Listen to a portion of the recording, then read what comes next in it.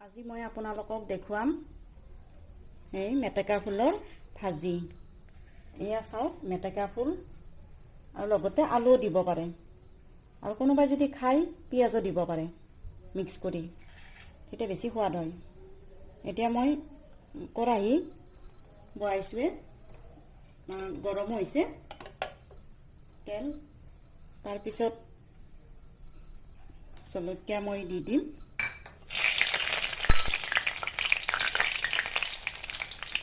ইয়াত অলপ পাঁচফোৰণ দি দিলোঁ।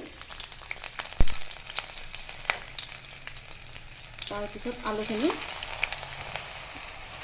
প্ৰথমতে ভাজি ল'ব লাগিব।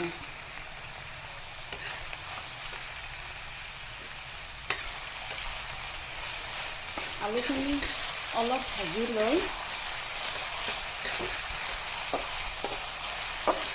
পিছত ফুলখিনি আলুৰ লগত মিক্স কৰি দিব লাগিব। এয়া চাই থাকক। সৰু সৰুকৈ আলুখিনি কাটি ল'ব। ফুলখিনিও প্ৰথমতে বাকলি থাকে, সেই বাকলিখিনি গুচাই ল'ব। লৈ ধুই ধুনীয়াকৈ চাফা কৰি পানীখিনি যাব দিব। তাৰপিছত পানী যোৱাৰ পিছত আলুৰ লগত মিক্স কৰি দি দিব। অলপ লৰাই দিছোঁ।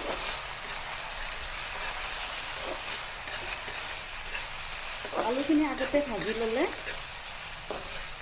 ধুনীয়া হয়, লাগি নধৰে।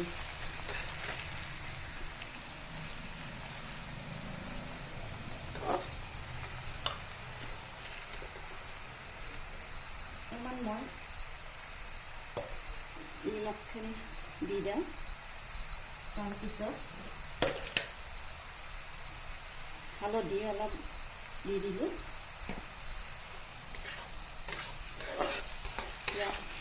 লৰাই দিলোঁ। এয়া চাই থাকক। আধা ভজা হৈছে।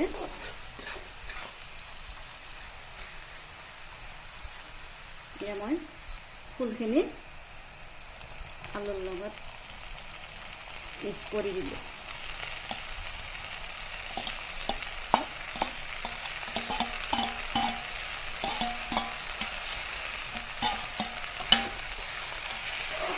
লগাই দিব।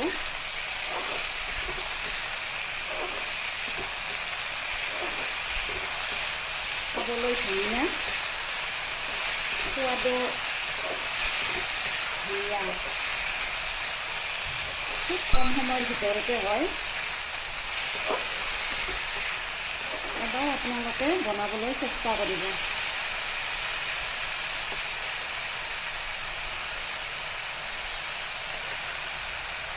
এতিয়া মই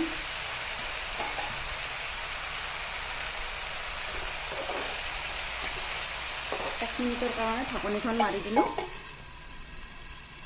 এতিয়া মই ঢাকনিখন গুচাই দিওঁ। এয়া সুন্দৰ হৈছে। এবাৰ মই লৰাই দিওঁ।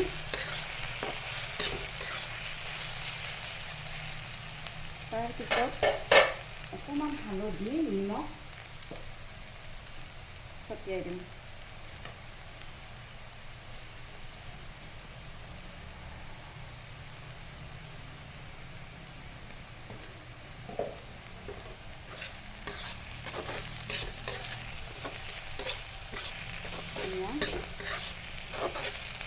কি সুন্দৰ হৈছে, চাই থাকক ভিডিঅ'টো আপোনালোকে।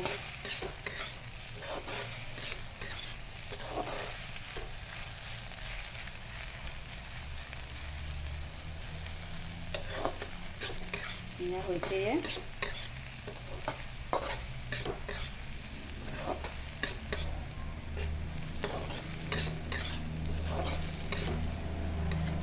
অকণমান লৰাই দি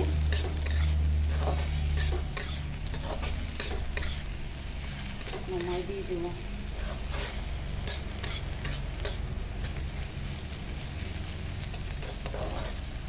এয়া হৈছে, চাই থাকক আপোনালোকে। বেছি সময় নালাগে, খুব বেছি 20 মিনিটতে হৈ যায়। এয়া মই নমাই দিওঁ।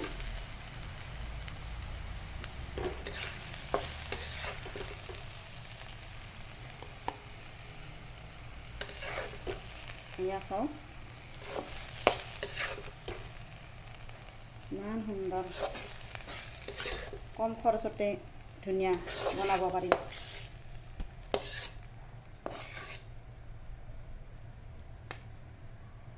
এতিয়া মেটেকাৰ ফুলৰ ভাজিখিনি হৈছে। আপোনালোকে ঘৰত বনাবলৈ এবাৰ চেষ্টা কৰক আৰু ভাজি লৈ গৰমে গৰমে পৰিৱেশন কৰিব।